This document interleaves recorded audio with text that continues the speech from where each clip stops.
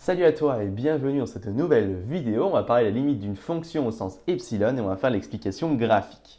Bon alors en fait on va montrer que la limite de f de x quand x tend vers a est égale à L, d'accord? Et bien en gros on va montrer des quantificateurs. Tu sais cette définition que tu as vue, quel que soit epsilon positif, il existe un alpha positif.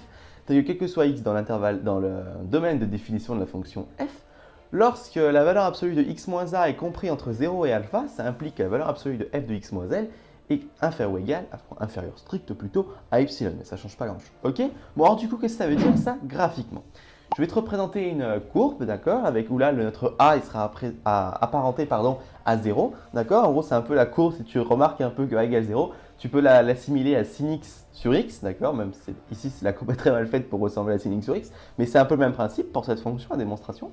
Et on va mettre la limite L, tu vois, voilà, la limite L, ben, ce petit L, ce sera là où la fonction est discontinue, donc elle n'est pas définie, d'accord? En ce point A, elle n'est pas définie.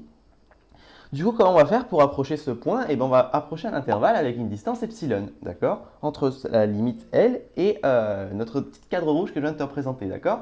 Donc, on aura L moins epsilon et L plus epsilon comme point, ok? Et bien, en gros, qu'est-ce qu'il faut comprendre? Et bien, dans cette partie que je viens d'assurer, d'accord? Mais il faut que tu comprennes que la fonction f de x, à partir d'un certain moment, quand x va se rapprocher de a, on le verra ça après, et bien en gros, qu'est-ce que ça veut dire?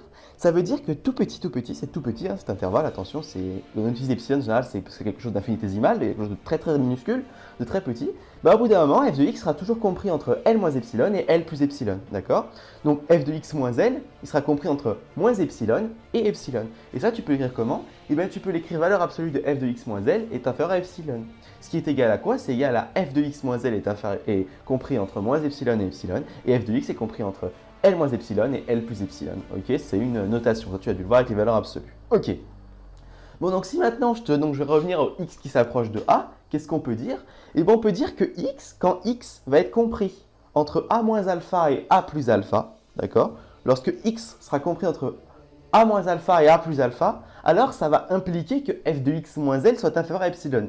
Donc si je t'écris ça de façon sans valeur absolue, donc ça veut dire ça, hein, ce que je viens de te dire, eh bien on peut dire au tout début, on peut dire que x moins a sera compris entre moins alpha et alpha, d'accord? Ça va impliquer que f de x moins L sera compris entre moins epsilon et epsilon, d'accord? Donc si on met les a, je les bouge de l'autre côté et les L pareil, ça va faire que x sera compris entre a moins alpha et a plus alpha, et que f de x sera compris entre L moins epsilon et L plus epsilon, d'accord? Donc ce qui nous donne que quand x moins 1 en valeur absolue est inférieur à alpha, ça implique que f de x moins L est inférieur à epsilon. Voilà, donc ça, c'est tout simplement, c'est comme ça que ça se passe. Dès que x va se rapprocher, d'accord, d'un point A, donc là, je t'ai fait, le schéma est assez gros, d'accord, hein, mais tu te dis que la distance alpha, elle est minuscule, d'accord, mais vraiment minuscule, c'est de l'ordre, c'est infinitésimal, c'est l'infini de tout petit, d'accord, bon, pas négatif, hein, là, on reste dans les positifs, même si, enfin là, on reste pour un réel, bon ça peut être négatif, mais là dans notre exemple ça peut rendre positif, hein.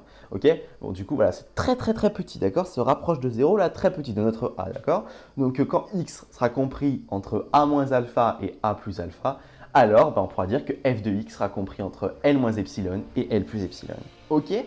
Bon du coup maintenant on peut résumer ça, donc on peut résumer avec les quantificateurs.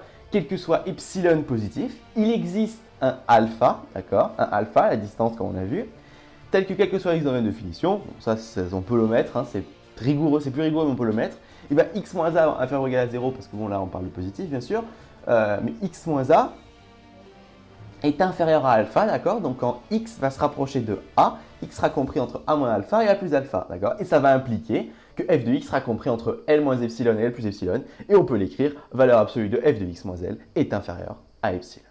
Moi, j'espère que cette vidéo t'aura plu, j'espère qu'elle t'aura aidé à comprendre. Si tu as des questions, n'hésite pas à laisser dans les commentaires. Au cas où tu n'as pas compris, je n'ai pas été assez clair, je n'hésiterai pas à refaire la vidéo sans souci. Donc voilà, si tu as des questions, tu laisses en commentaire, j'y ferai un plaisir d'y répondre. On verra par la suite après pour les limites des valeurs supérieures, valeurs inférieures, d'accord, hein, par a plus, a moins ou a positif, hein, tu verras ça plus tard. On verra aussi entre l'infini, comment ça se passe graphiquement avec l'infini. Et on fera aussi dans une prochaine vidéo un exemple, hein, pour essayer de démontrer les limites avec cette propriété avec les quantificateurs. Voilà, je te dis bon travail, je te dis à la prochaine, salut!